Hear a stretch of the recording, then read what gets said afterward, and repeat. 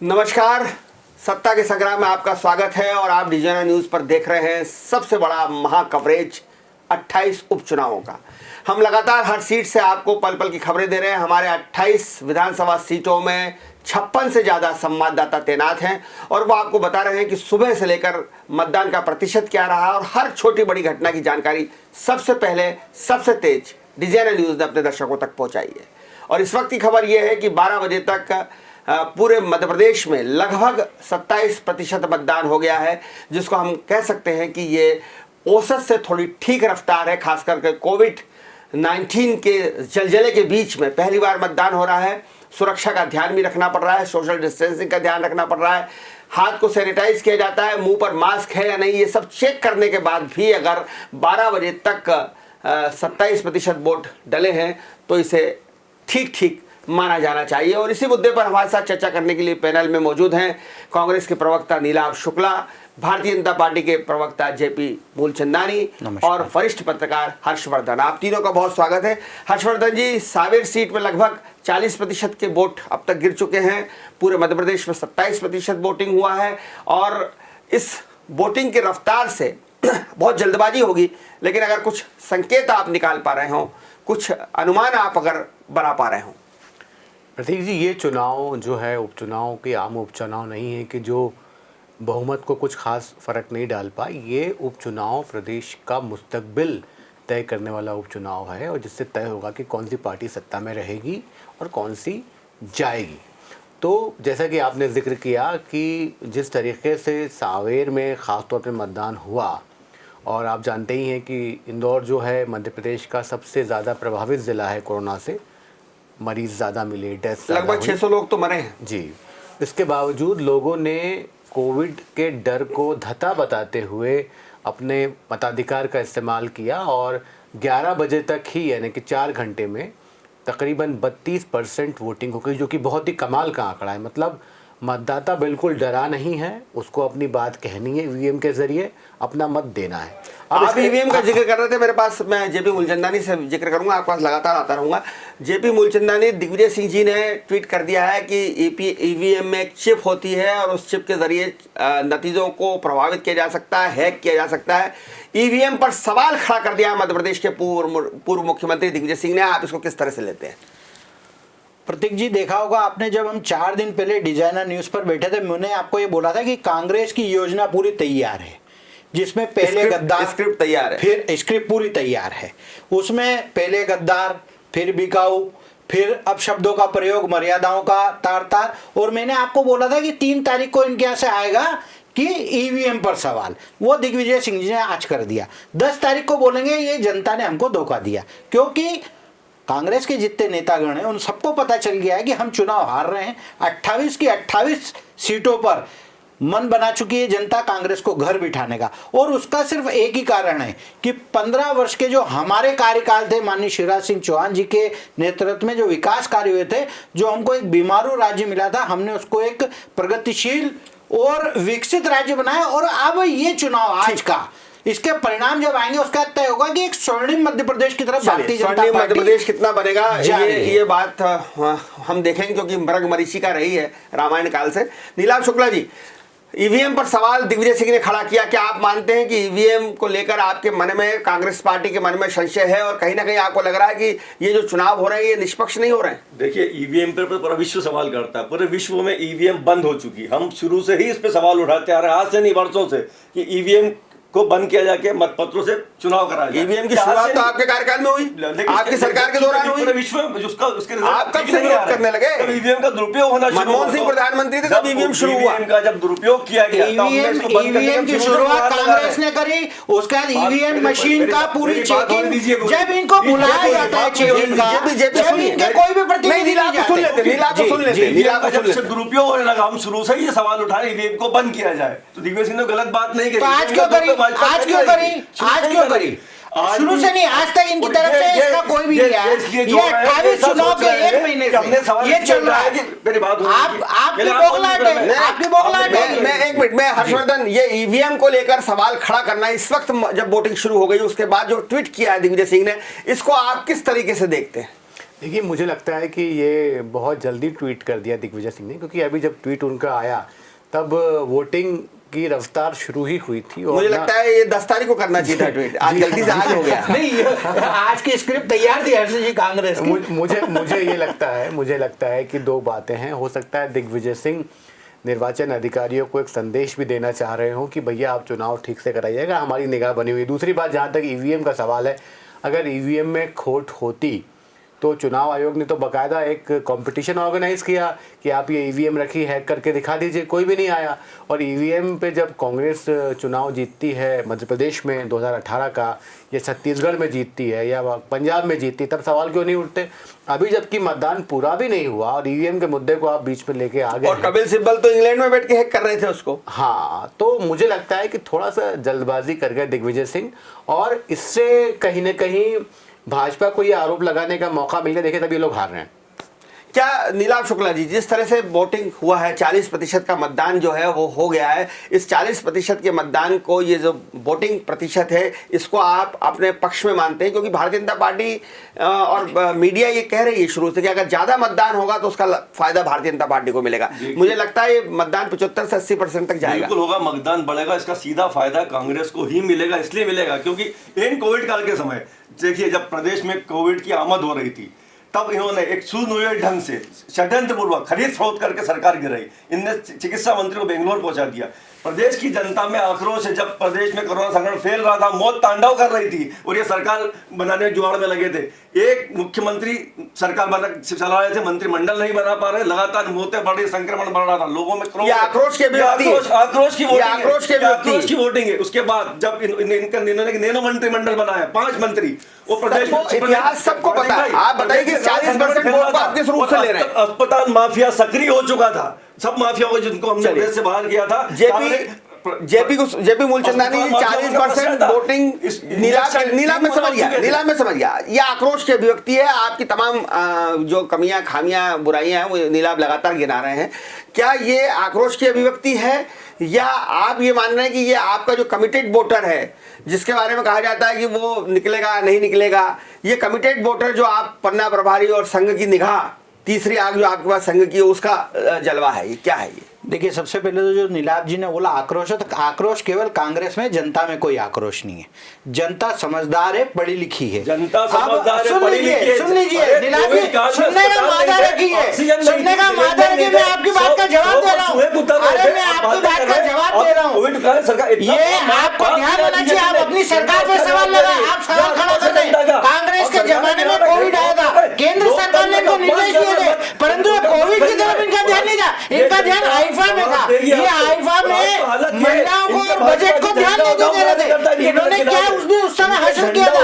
इनको चेकिंग का काम दिया था। ये आईफा में व्यस्त थे, हीरो हीरोइन के साथ व्यस्त थे। ये किस मुंह से बीजेपी में आरोप लगा रहे हैं? जहां तक बात आपने करी 40% पीछे जाते, पीछे मत जाइए। नहीं, मैं पीछे नहीं कह रहा हूं। सवाल का जवाब देना बहुत आवश्यक है कि आज भी स्वप्न में जी रहे, अभी भी हकीकत में नहीं जी रहे। आपको आज में चिंतन करने की जरूरत है। आपको 22 लोग आपको छोड़ के चले गए, लगातार आपको छोड़ गए। जब भी आप चिंतन नहीं कर रहे, आज भी आप आरोप लगाने का आप दोनों के आरोप प्रत्यारोप 40% जो वोटिंग हुई है। मेरी बात सुन लीजिए, आप दोनों के आरोप प्रत्यारोप का जवाब देने के लिए जनता लाइन लगाकर खड़ी हुई है। हमको जवाब देना ही है। हमें जनता पर, लोकतंत्र पर पूरा विश्वास है। भगवान की हमें ईवीएम पर, लोकतंत्र पर, जनता पर पूरा विश्वास है। 40% जो वोट हुआ है भारतीय जनता पार्टी के पक्ष में जाएगा। और ये हमारी जो भारतीय जनता पार्टी की योजना है, नहीं जी, जनता पे विश्वास है, हमारी सरकार पे विश्वास है। उनको जनता का जो रुझान हमारी तरफ है उस पर विश्वास है। निश्चित रूप से जीत के आएंगे, निश्चित रूप से। 10 तारीख को आप और हम बैठेंगे। आपको गलत फहमी है, वोट परसेंट तब भी आपका कम था। केवल सीटों की जुगाड़ करके खड़ाती सरकार आपने बनाई थी, जो धराशायी होना थी और वो हो गई। 40% मतदान है। प्रतीक जी, 1 मिनट आपको मैं समय और लूंगा। जो 40% का मतदान है, निश्चित रूप से ये लोकतंत्र की सबसे बड़ी जीत है। सोहागपुर माहौल में बिना झगड़े के कोई मतदान हो रहे। और दिग्विजय सिंह जी ने जो वही है, वही करेंगे। 40% मतदान लोकतंत्र की जीत है। आपको 10 तारीख को पता चल जाएगा कि लोकतंत्र किसके पक्ष में। आप थोड़ा सा इंतजार कीजिए। और दूसरी बात मैं बताना चाहूंगा कि भारतीय जनता पार्टी मूल पन्ना प्रमुख, बूथ प्रमुख, सेक्टर प्रमुख सारी योजनाओं पे काम करते हैं और उसी का परिणाम है कि आपने देखा होगा सुबह से मतदान केंद्रों पर लाइन लगना चालू हो गई थी। अब ये नकल तो इन्होंने भी कर ली है जी, ये नकल तो इन्होंने कर ली है। नकल कागजों पे होना अलग बात है और मैदान में जाना अलग बात है। हमारा कार्यकर्ता मैदान में आज ये कोविड की बात कर रहे हैं, 6 महीने में बता दें ये इनके नेता इन्होंने क्या जनता की सेवा करी है? केवल ऐसी रूप में कागज में योजना बनाना अलग है और मैदान में धूप में जनता की सेवा करना अलग बात है। ऐसी रूप से राजनीति नहीं होती। आपके नेताओं को आत्मचिंतन की जरूरत है। अभी भी आप आरोप और आरोप लगा रहे हैं। हमारे साथ मौजूद है वरिष्ठ पत्रकार। ये 40% का जो वोटिंग है और जो लग रहा है कि 75 तक सावेर में जाएगा, इसको आप ज्यादा एक बड़ा सवाल ये रहता है कि अगर कम वोट गिरे तो किसको फायदा होगा, ज्यादा वोट गिरे तो किसको फायदा होगा, आप क्या सोचते हैं? देखिए, अभी इस वक्त तो जल्दबाजी हो जाएगी प्रतीक जी कि किसकी पार्टी के लिए वोट लोग कर रहे हैं। देखिए, लोकतंत्र में सब कुछ हो सकता है। कांग्रेस जब चुनाव जीती नवंबर 2018 के, तब किसी को इल्हाम नहीं था कि जीत भी सकती है, लेकिन जीती। शिवराज सिंह सरकार के मंत्री हार गए बहुत सारे, तो 9 मंत्री हारे। 40% के वोटिंग परसेंटेज को देख के तुरंत कोई कुछ नहीं कह सकता। हो सकता है कि लोग नाराज़ भी हों, हो सकता हो कि लोग सरकार पे भरोसा जता रहे हों, लेकिन मेरा एक कहना है कि आप ये देखें कि इस लोकतंत्र के प्रति और ये जो चुनाव है प्रतीक जी, ये जो दल बदल का सबसे बड़ा लिटमस टेस्ट है देश में, मैं आपको बता रहा हूँ। इससे पहले कभी भी 22 विधायकों ने एक साथ इस्तीफे दे के मध्य प्रदेश में सरकार नहीं गिराई। सेकंड लिटमस टेस्ट मान लीजिए, कर्नाटक में हो चुका है। मैं कह रहा हूँ मध्य प्रदेश के हिसाब से समझ लीजिए, पहली बार है मध्य प्रदेश के हिसाब से 22 विधायक पाला बदलते हैं, एक सरकार को गिरा देते हैं, चुनी सरकार को गिरा देते हैं और दूसरी पार्टी की गोद में जाके बैठ जाते हैं। अब ये जनता को तय करना है कि वो मौका परस्त राजनीति को किस तरीके से देखती है। क्या उनको लगता है कि जो विधायक पाला बदल के गए हैं उन्होंने सही कदम उठाया, गलत कदम उठाया? तो मुझे लगता है कि मध्य प्रदेश में ऐसा कभी होता नहीं था। ये यूपी बिहार की राजनीति जहाँ पे बहुत ही नैरो बहुमत होता है, नैरो मार्जिन से लोग जीतते हारते हैं, नैरो डिफरेंस होता है बहुमत के आंकड़े में और हर एक पार्टी में। तो मध्य प्रदेश में जो राजनीति की संस्कृति है उसको ये चुनाव तय करने जा रहा है कि क्या आपके पास 20 विधायक कम है तो आप तोड़ लीजिए, सरकार बना लीजिए। आप जनता से तो पूछते नहीं हैं कि आपने हमको वोट दिया, हम जा रहे हैं दूसरे घर में। नहीं, तो मैं बेसिक सवाल जो कर रहा था कि वोटिंग परसेंटेज क्या संकेत देगा? वोटिंग परसेंटेज इस बात का संकेत करता है कि जनता अपना जो जनमत है वो मुखर होकर दिखा रही है। क्योंकि अभी 40% पे हम क्या माना कि मतलब कि जेपी मूलचंदानी जी, आपकी पार्टी ने तय किया था कि 12 बजे तक 50% वोट गिरवा लिए जाए जो हमारे अपने वोट हैं, जिसको आप कमिटेड वोट मानते हैं, जिसको आप अपने प्रभाव वाला वोट मानते हैं। उसमें ये तय किया था कि 12 बजे तक 50% वोटिंग हो जाना चाहिए।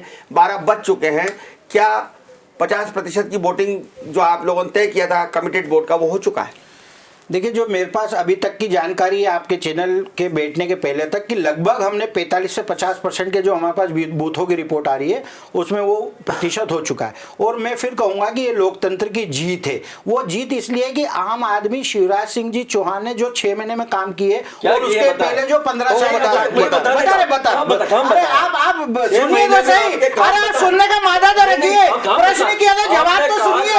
आपने बता रहा हूँ जो इन्होंने काम किए 6 महीने में और 15 साल में। अरे आपको नीलामी पता ही नहीं है क्या? पहले अरे अंधेरा तो आपकी सरकार में रहता था। दिग्विजय सिंह को मिस्टर भंटेदार कहा जाता था, भूल गए हो?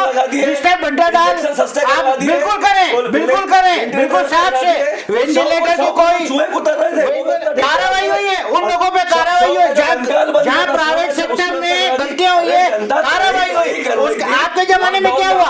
आपने तो कुछ करा ही नहीं है। आप तो आईफा में बेचते थे। सारी योजनाओं के तहत सब जगह पहुंचे, दवाइयां पहुंची, सब्जी पहुंची, मुफ्त अनाज पहुंचा। आप तो इसी रूम में बैठे थे। आपको क्या मालूम है? आपको कुछ ज्ञान का इसमें अभाव है। आपको मैं अपडेट करना चाहूंगा, दवाइयां पहुंची, फल पहुंचे, सब्जी पहुंची, अनाज पहुंचा। आज आप देखिए कि इंदौर में सबसे अच्छा रिकवरी रेट। आपने कोरोना को मुद्दा बनाया ही नहीं। आप तो कैसे बनाते साहब? कैसे बनाते? आईफा में बेचते थे, आईफा में कैसे बनाएंगे? कोरोना की इनको चिंता नहीं थी, इनको आईफा की चिंता थी, हीरोइन की चिंता थी। भाई उद्योगपति थे, सेठ आदमी थे, उनको पैसे की चिंता थी, तबादला उद्योग की चिंता थी। जो उद्योग इन्होंने नया खोला मध्य प्रदेश महिला उद्योग, उसकी चिंता थी।